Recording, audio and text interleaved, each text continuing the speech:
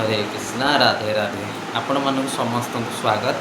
हरे कृष्णा अष्टवास्तु निम्रोस्कोप को एठारे आमे रेगुलर बेसिस रे आपण मानकर एस्ट्रोलॉजी विषय मु आपण मानको जणाइबी ता सहित निम्रोस्कोप विषय जणाइबी मैं इंडियन निम्रोस्कोप केमती काम करे केमती आपण नंबर माने आपण जीवन में भाइटाल रोल करें मोबाइल हो आपणकर नेम न्यूमरोलॉजी हो आपणकर एटीएम पिन हो गाड़ी व्हीकल नंबर हो बा ता सहित आपणकर पासवर्ड आपण हो पार आपण नेम करेक्शन हो पार तापर बहुत किसी हो पार तापर वास्तु आपणकर केमती लाइफ रे काम करे आपण घर माने वास्तु केमती करें ऑफिस वास्तु केमती करें रेस्टोरेंट वास्तु केमती करें आपण बिजनेस करूँ तार वास्तु केमती करें पार्टनरशिप वास्तु अच्छी ता सहित आपण मान विषय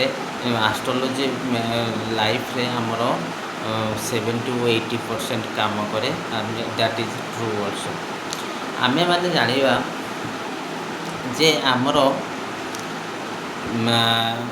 कहीं वैदिक माने स्कंद पुराण अनुसार आमर बनारसी रे आपण वाराणसी जेबे जीवे भी देखिए सेठी चौराहे अच्छे गोटे छक अच्छी 4 छक अच्छी 4 छक आपण देखिए गोटा छक जाइए काशी विश्वनाथ मंदिर को माने आपण देखिए आपण मतलब आपण धर्म आड़ को जाइए गोटे रास्ता से जगार से चौराहे गोटे रास्ता जाइए धर्मस्थान को काशी विश्वनाथ मंदिर को आ गोटे अर्थ जाइए खदेड़ी बाजार बोलिक अच्छी जो बिजनेस आमर होची अर्थ माने पैसा कमे बेपार वाणिज्य करवा बेपार वाणिज्य द्वारा यह अर्थ को सूचाए ता सहित आमको काम गोटे आमर जिते घाट आड़ को गोटे रास्ता जाइए माने गोटे जगार 4 कोण को 4 दिग को रास्ता जाइए धार्मिक धर्म अर्थ काम मोक्ष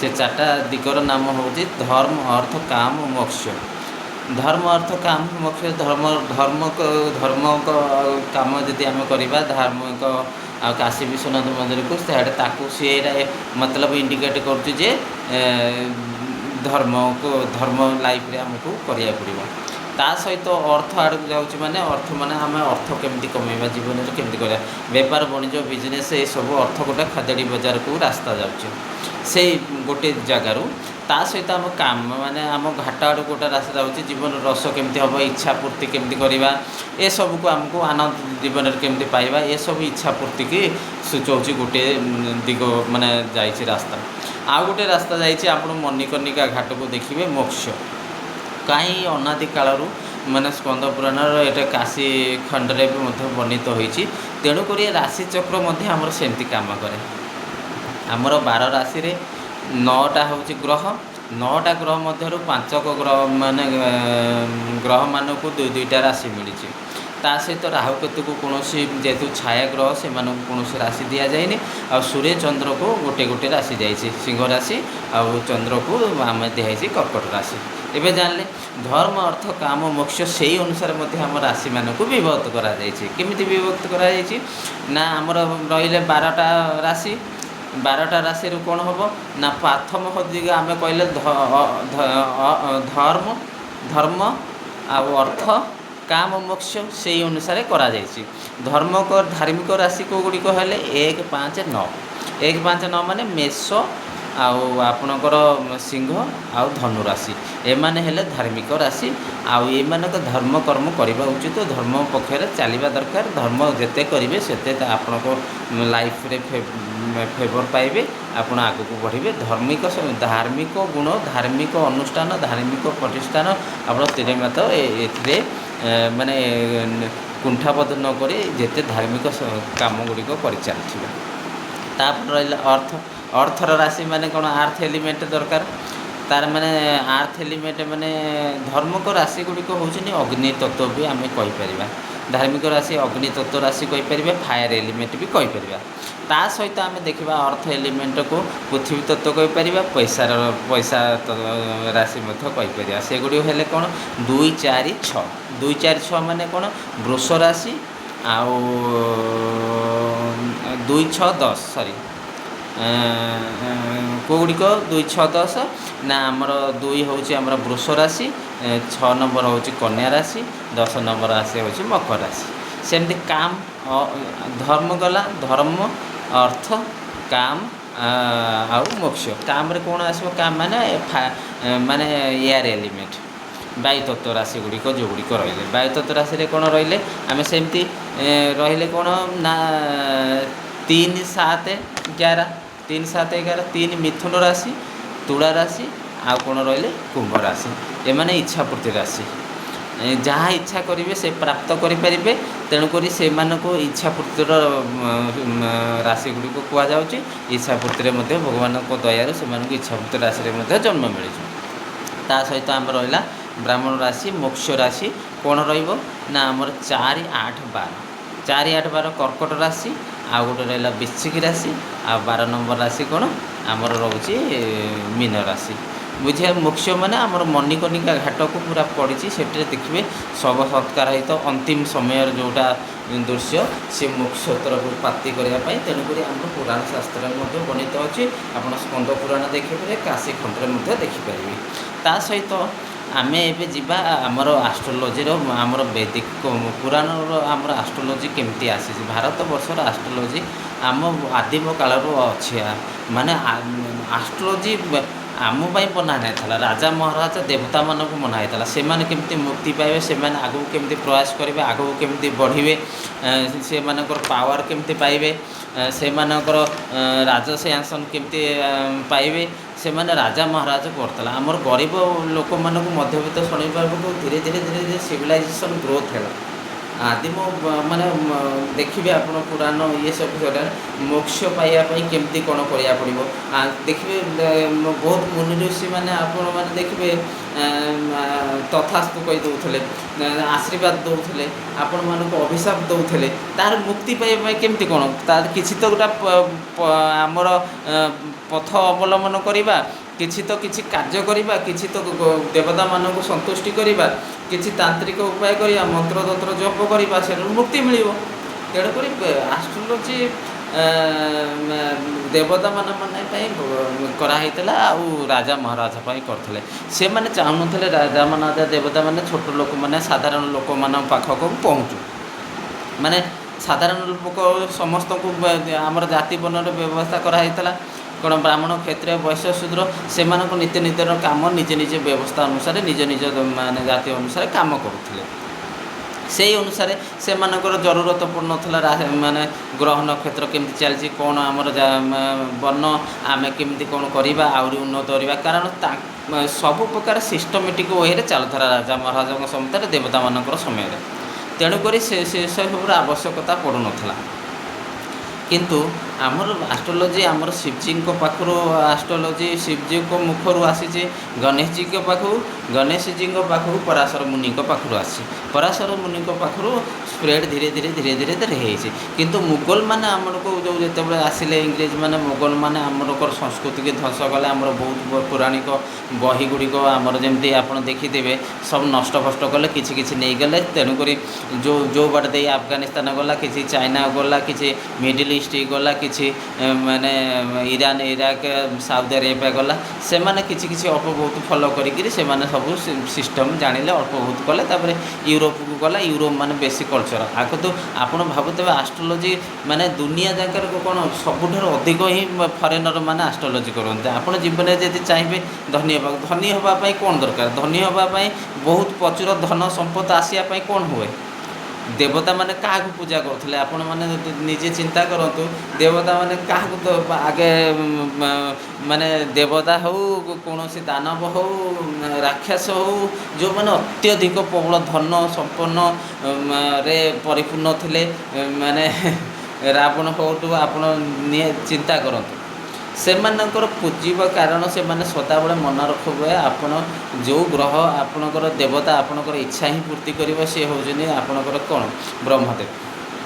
ତେଣୁକରି ଫରେନ୍ ମାନେ ଜାଣିଛନ୍ତି ଆମର ପୁଷ୍କରରେ ହିଁ ଗୋଟିଏ ଭାରତ ବର୍ଷରେ ପୁଷ୍କରରେ ହିଁ ଆମରଙ୍କର ଅଛି। ଆପଣଙ୍କର ଦେଖିଥିବେ ପୁଷ୍କରରେ ହିଁ ଖାଲି ବ୍ରହ୍ମଦେବଙ୍କ ମନ୍ଦିର ଅଛି, ବ୍ରହ୍ମାଙ୍କ ମନ୍ଦିର ଅଛି। ସେଠାକୁ ଭାରତ ଲୋକମାନେ ଯାଆନ୍ତିନି। କାହିଁକି ଯାଆନ୍ତିନି? କିନ୍ତୁ ଯେଉଁମାନେ ପାଇଛନ୍ତି ଜାଣିଛନ୍ତି ସେମାନେ ଯାଉଛନ୍ତି। କେଉଁମାନେ ଯାଉଛନ୍ତି? ଫରେନର୍ ମାନେ। ସେଇଥିପାଇଁ ୱେଷ୍ଟର୍ଣ୍ଣ ମାନଙ୍କର ସବୁ ପ୍ରକାର ଉନ୍ନତି ଡେଭଲପମେଣ୍ଟରେ ସେମାନେ ପାଇଛନ୍ତି। ତେଣୁକରି ପୁଷ୍କରକୁ ନିହାତି ଆପଣ ଜୀବନ ସମୟରେ ପୁଷ୍କର ଯାଇକିରି ବୁଲିକିରି ଆସନ୍ତୁ, ଦେଖିବେ ଆପଣଙ୍କର ଆପଣ ଧନୀ ହେବାର ବାଟ ପ୍ରୟାସ କରିବେ। କାରଣ ଯେତିକ ସବୁ ଇଚ୍ଛା ପୂର୍ତ୍ତି ଯେତିକ ପ୍ରାପ୍ତି ପାଇଁ ଯାହା ବି ଆପଣ କହିବେ ତଥାସ୍ତୁ ବ୍ରହ୍ମଦେବ ହିଁ ସମସ୍ତଙ୍କୁ ତଥାସ୍ତୁ କହିବେ। ବ୍ରହ୍ମଦେବ କାହାକୁ ହିଁ ଦୁଃଖିତ କରିନାହାନ୍ତି। ଯେଉଁମାନେ ରାକ୍ଷସ ଦେବତା ମାନେ ଆରମ୍ଭ କରି ଯେଉଁମାନେ ବର ପ୍ରାପ୍ତି ପାଇଛନ୍ତି ସେମାନେ ସମସ୍ତେ ବ୍ରହ୍ମଦେବକୁ ହିଁ ପୂଜା କରି ପ୍ରାପ୍ତି ପାଇଛନ୍ତି, ଧନ ସମ୍ପନ୍ନ ଯେତିକ ପାଇଛନ୍ତି।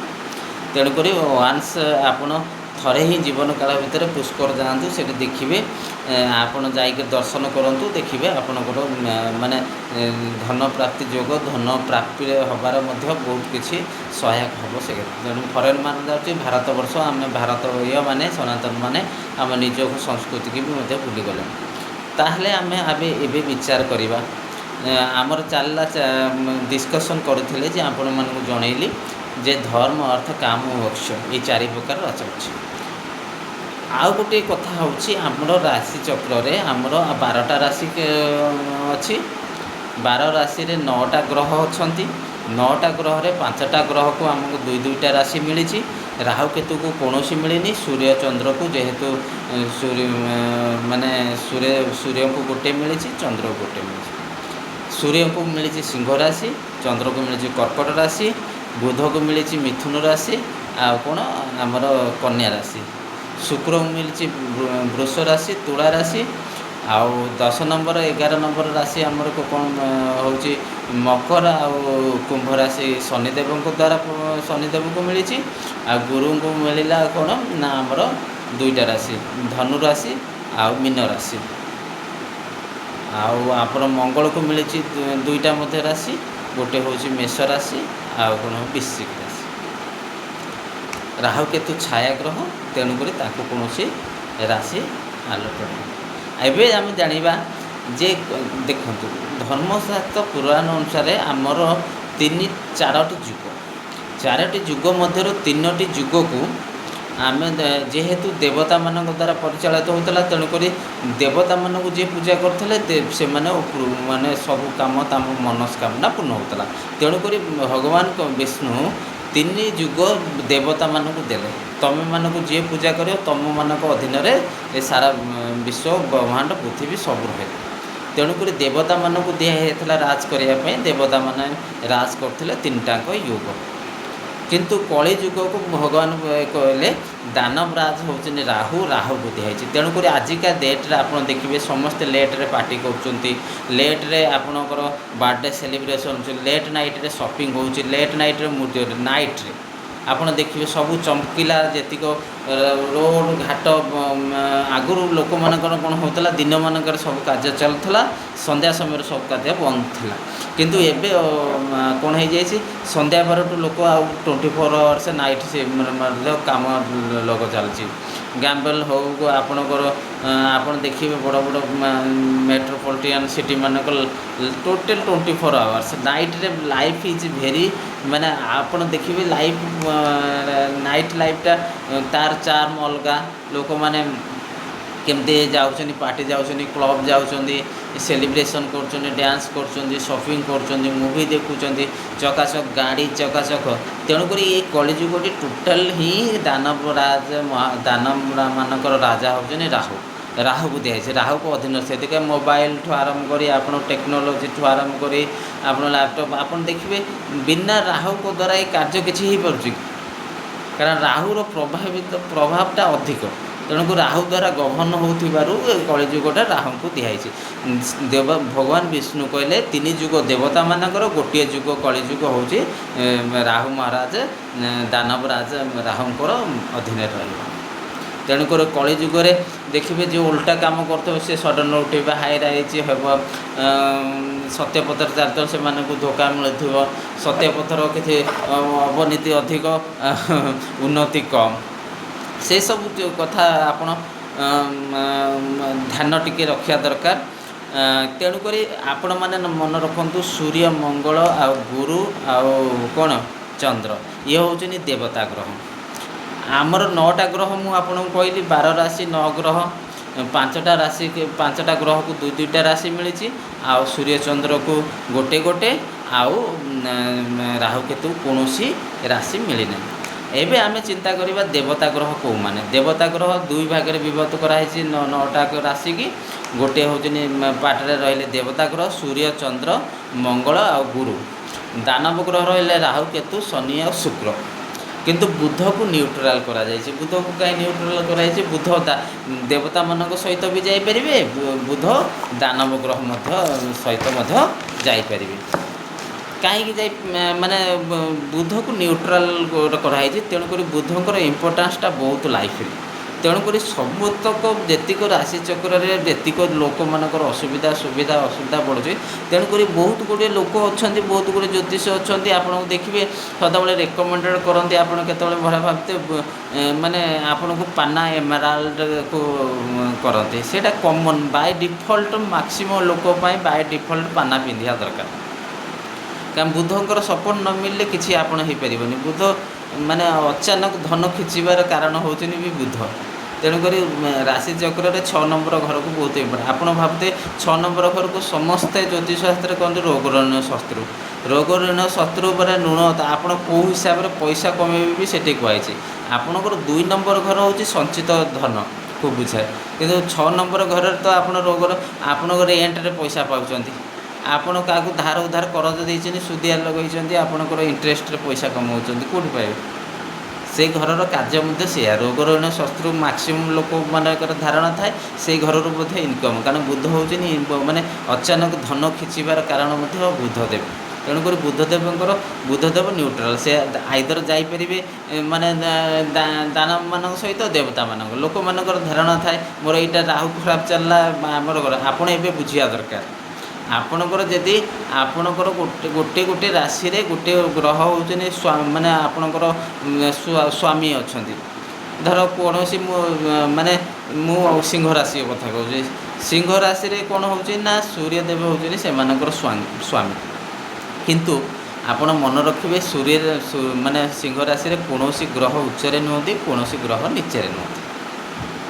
बुझे किंतु वृष राशि रे आपण देखिए चंद्र उच्चरे थाए बुझीपार ये सब माने आपण देखिए ये सब घटना मान कहीं देखा जाए एमती कहीं हुए बुझीपार तेणुक आपण भावुवे जे कौन ज्योतिष तोर राहु चलती तोर शनि चलती राहु नाई आपणकर से शनि ग्रह जो चलती सी ग्रह आपणकर कारक ग्रह भी अच्छा आपणकर माने उच्चर भी थे तेणुक आपड़ से डिसाइड करें जे मोपाई ये ग्रह खराब से ग्रह खराब आपण ज्योतिष शास्त्र मूल मंत्र हूँ मुझे प्रत्येक राशि 3टी ग्रह हूँ माने अति मित्र आ 3टी ग्रह हूँ न्यूट्राल 3टा ग्रह हूँ आपणकर शत्रु ग्रह आपण सब बेले न्यूट्राल ग्रह को आपण सपक्ष आणवे 3 मिसिले 6 जनकर प्रभाव अधिक रही जनकर आपणकर शत्रुता कौन आपणकर विघटन घटई पारे ना ये हूँ पूरा साधारण प्रिंसिपल पूरा मैंडेटरी फॉर ऑल आपणकर राशि 3टी ग्रह सदाबले मित्र ग्रह 3टी ग्रह हूँ आपणकर माने न्यूट्राल 3टा ग्रह आपणकर शत्रु ग्रह ये सबू राशि कमन आपण को मन पड़ो न्यूट्राल को आपणकर सपोर्ट आनिया पड़ो ताले आपण न्यूट्राल कौन है बुध ग्रह आपन को सदाबले सपक्ष रहा दरकार तेणुक बहुत को लोक कनसीडर करती बहुत रेकमेंडेड करती ज्योतिष मैंने जे आपण एमराल्ड बा पाना पिंध से पिंधिया दरकार एबे आसीगला आमे चर्चा करिबा राशि चक्र रे को माने होचनी मेल राशि पुरुष राशि आ को राशि गुडी को होची 12टा राशि रो पुरुष राशि अछंती आ माने स्त्री राशि मध्य स्त्री राशि अछंती 1 3 5 7 जेतिक ऑड नंबर माने आपण देखिले 1 होची सिंह राशि 3 रो होची आपणकर मिथुन राशि 5 रे सॉरी मुझे आपको कहीदे 1 3 5 7 9 11 ये जो 6टी रहिले राशि ये को आम पुरुष प्रधान राशि कह पुरुष राशि 1 नंबर राशि हूँ मेष राशि आ 3 नंबर हूँ मिथुन राशि 5 नंबर होची सिंह राशि, 7 नंबर होची तुला राशि, 9 नंबर होची धनु राशि, 11 राशि होची कुंभ राशि। ये होची मेल राशि। फीमेल राशि सेमती देखा, फीमेल राशि आम देखा 2, 4, 6, 8, 10 सब इवन नंबर गुड़िक। 2 नंबर है वृष राशि, 4 नंबर कर्कट राशि, 6 नंबर हूँ कन्या राशि, 8 नंबर हूँ कौन आपणकर वृश्चिक राशि, आउ 10 नंबर हूँ आपणकर कौन कुंभ राशि, मकर राशि, आउ 12 नंबर हूँ मीन राशि है। आप बुझिपारे 2, 4, 6, 8, 10, 12 2 राशि वृषभ राशि, 4 रहा आपणकर कर्कट राशि, 6 नंबर आपणकर रहा कन्या राशि, 8 रहा आपणकर वृश्चिक राशि, आउ आपणकर 10 रहा मकर राशि, 12 नंबर रहा आपणकर मीन राशि।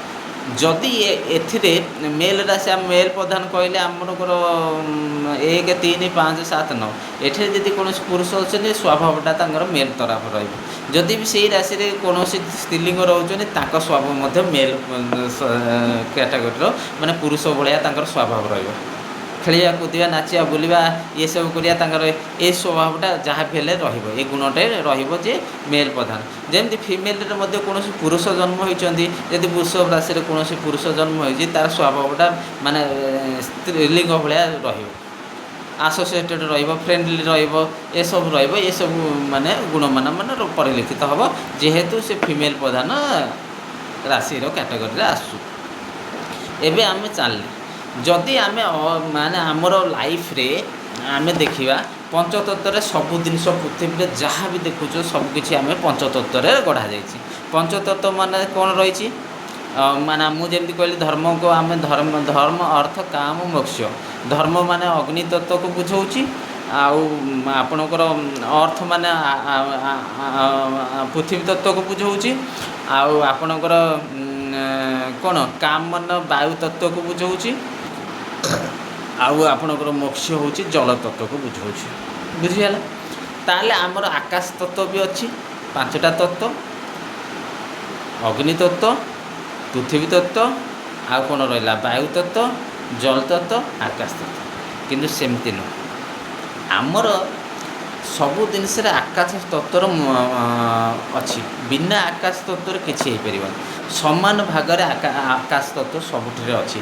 अग्नि भी आकाश तत्व अच्छी, वायुर आकाश तत्व अच्छी, पृथ्वी तत्व आकाश तत्व अच्छी, आ जल तत्व आकाश तत्व अच्छी।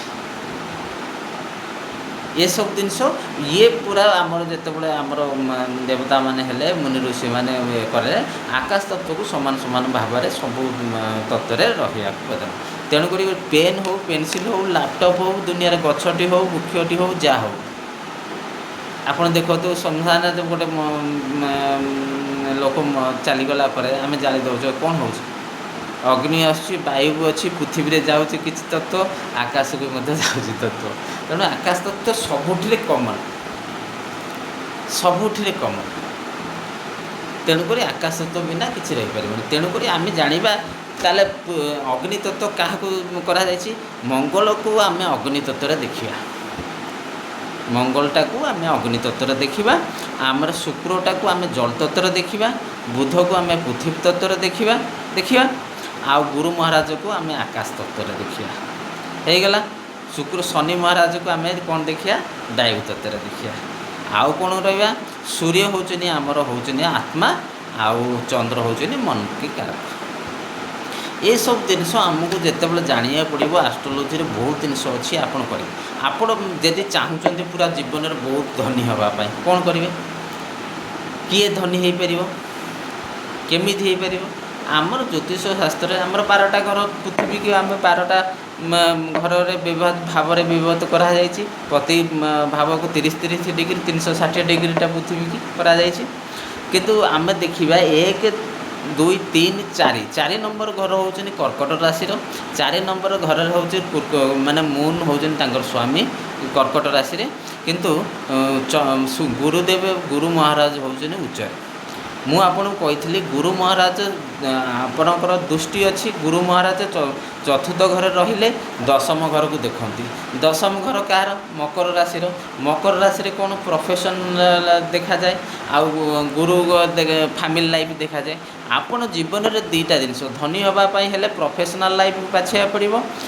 ଆପଣ ପ୍ରଫେସନାଲ୍ ଲାଇଫ୍ ବାଛିଲେ ଆପଣ ଫ୍ୟାମିଲି ଲାଇଫ୍ ଛାଡ଼ିବାକୁ ପଡ଼ିବ। ଫ୍ୟାମିଲି ଲାଇଫ୍ ବାଛିଲେ ଆପଣ ପ୍ରଫେସନାଲ୍, ତାହେଲେ ଧନୀ ହେଉଛି ଆପଣ ଉପରେ ଡିପେଣ୍ଡ କରେ। ଆପଣଙ୍କର ପ୍ରଫେସନାଲ୍ ଲାଇଫ୍ ଯଦି ଭଲ ଚାଲିଲା ଆପଣ ଅଟୋମେଟିକାଲି ଗ୍ରୋ କରିବେ, ଅଟୋମେଟିକାଲି ପଇସା ଆସିବ, ଅଟୋମେଟିକାଲି ଏମ୍ପାୟାର ଖଡ଼ା କରିବେ, ଆପଣ ଆଗକୁ ବଢ଼ିବେ। ତେଣୁକରି 4 ନମ୍ବର 10 ନମ୍ବର ଘର ଆପଣ ଦୁଇଟା ଭିତରୁ ଡିସାଇଡ଼୍ କରିବାକୁ ପଡ଼ିବ। ମୋର ଯଦି ପ୍ରଫେସନାଲ୍ ଲାଇଫ୍ ଭଲ ଚାଲିବ ମୁଁ ଗ୍ରୋ କରିବି, ଫେମସ୍ ହେବି, ପଇସା ଆସିବ, ବିଲିୟନେୟାର ହେବି, ମିଲିୟନେୟାର ହେବେ। କିନ୍ତୁ ଚତୁର୍ଥ ଘରରେ ଆପଣଙ୍କର ଗୁରୁ ଉଚ୍ଚରେ ଗୁରୁ ଫ୍ୟାମିଲିର ଶୁଖୁଆ ଘର କୁହାଯାଏ। ଆପଣ ଦୁଇଟା ଲାଇଫ୍ରୁ ଗୋଟେକୁ ବାଛିବାକୁ ପଡ଼ିବ। ଆଇଦର ଫ୍ୟାମିଲି ଲାଇଫ୍ ବାଛିବାକୁ ପଡ଼ିବ। ଆପଣ ଲାଇଫ୍ରେ ଯଦି ସକ୍ସେସ୍ ବହୁତ ଗ୍ରୋ କରିବାକୁ ଚାହୁଁଛନ୍ତି, ବହୁତ ଧନୀ ହେବାକୁ ଚାହୁଁଛନ୍ତି, ଧନୀ ହେବାର ଦୁଇଟା ଏଇ ଗୋଟିଏ ମୁଖ୍ୟ କାରଣ। 4 ନମ୍ବର ଘର ଆଉ 6 ନମ୍ବର ଘର। 4 ନମ୍ବର ଘରକୁ ଗୁରୁ ମହାରାଜ ଦୃଷ୍ଟିରେ 10ମ ଘରକୁ ଦେଖନ୍ତି। 10ମ ଘର ହେଉଛି ମଙ୍ଗଳ ଉଚ୍ଚରେ ଆଉ ଗୁରୁ ନିଚରେ। ତେଣୁକରି ଆପଣ ଯଦି ଚାହୁଁଛନ୍ତି ପ୍ରଫେସନାଲ୍ ଲାଇଫ୍ ବହୁତ ଆଗକୁ ବଢ଼ିବା ପାଇଁ, ତାହେଲେ ଆପଣଙ୍କର ଗୋଟିଏ ଲାଇଫ୍ ବାଛିବାକୁ ପଡ଼ିବ। ଆଇଦର ଘର, ଆଇଦର ପ୍ରଫେସନ୍, ଆଇଦର ଘର, ଆଇଦର ପ୍ରଫେସନ୍, ହେଲା। ଏସବୁ ଜିନିଷ ଆମେ ଜାଣିବା ଆଗକୁ କେମିତି କ'ଣ ଆମର ପଞ୍ଚ ମହାପୁରୁଷ ଯୋଗ ବି ଗୋଟେ ବନାନ୍ତି। ପଞ୍ଚ ମହାପୁରୁଷ ଯୋଗ କ'ଣ ନା ବୁଦ୍ଧ ଗୋଟେ ଭଦ୍ର ଯୋଗ ବନାନ୍ତି। ଏଇଟା ପଞ୍ଚ ମହାପୁରୁଷ ଯୋଗ।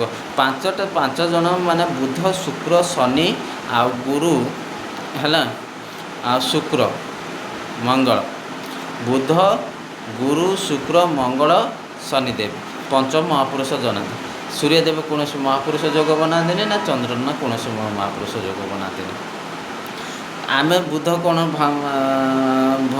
ଭଦ୍ର ମହାପୁରୁଷ ଯୋଗ ବନେଇବେ, ପଞ୍ଚ ମହାପୁରୁଷ ଯୋଗ। ଶୁକ୍ର ବନେଇବେ ମାଲଭୀୟ ପଞ୍ଚ ମହାପୁରୁଷ ଯୋଗ।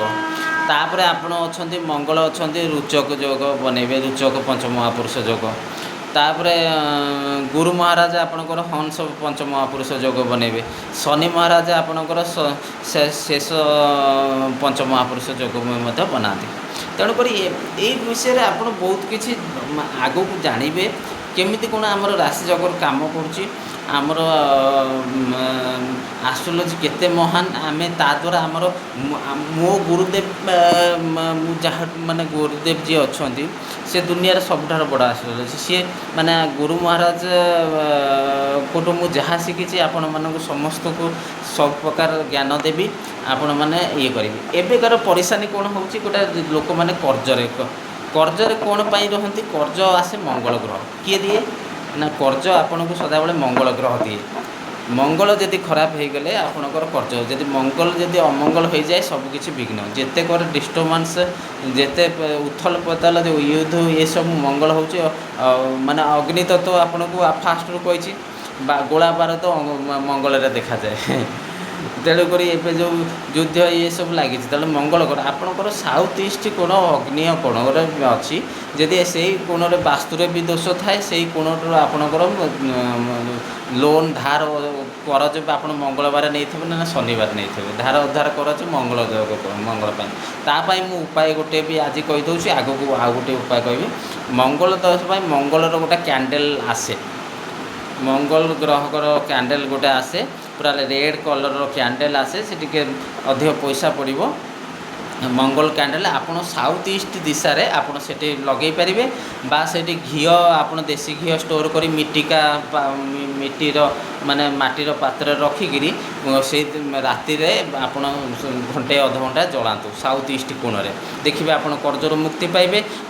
ନା ତା ସହିତ ନହେଲେ ଆପଣଙ୍କ ରାମ ତୁଳସୀ ଆଉ ସୀତା ତୁଳସୀ, ଆପଣ ଜାଣିଛନ୍ତି 2 ପ୍ରକାର ତୁଳସୀ ଅଛି, ନର୍ଥ ଦିଗରେ ଆପଣ ରଖିକିରି ପାଣି ଦେବା ଆରମ୍ଭ କରିଦିଅନ୍ତୁ। ଦେଖିବେ ଆପଣ କର୍ଜରୁ ମୁକ୍ତି ପାଇବେ, ଆପଣଙ୍କ ଜୀବନ ସୁଖମୟ ହେବ। ଆଗକୁ ଆମେ ଜାଣିବା ବହୁତ କିଛି ଏ ବିଷୟରେ। ଧନ୍ୟବାଦ। ହରେ କୃଷ୍ଣ, ରାଧେ ରାଧେ।